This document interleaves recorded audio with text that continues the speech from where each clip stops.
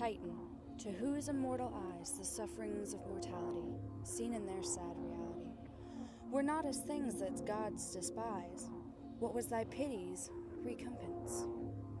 A silent suffering, and intense. The rock, the vulture, and the chain, all that the proud can feel of pain, the agony they do not show. The suffocating sense of woe, which speaks but in its loneliness, and then is jealous lest the sky should have a listener, nor will sigh until its voice is echoless. Titan, to thee the strife was given, between the suffering and the will, which torture, where they cannot kill, and the inexorable heaven, and the deaf tyranny of fate, the ruling principle of hate, which for its pleasure doth create the things it may annihilate. Refuse thee even the boon to die.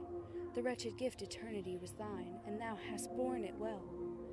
All that the thunderer wrung from thee was but the minutes which flung back on him the torments of thy rack.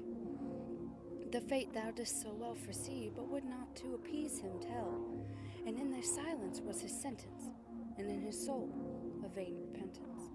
And evil dread so ill dissembled, that in his hand the lightnings trembled. Thy godlike crime was to be kind, to render with thy precepts less the sum of human wretchedness, and strengthen man with his own mind.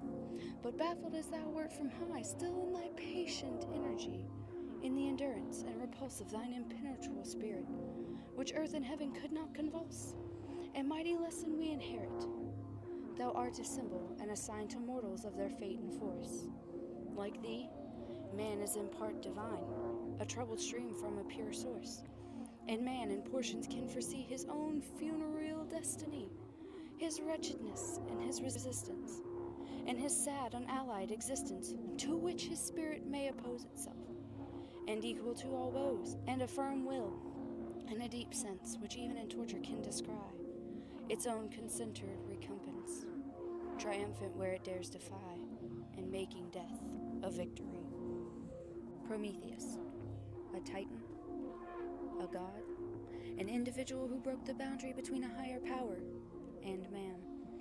This entire writing focuses on three things: the story of who he was, what he did, and how he was punished.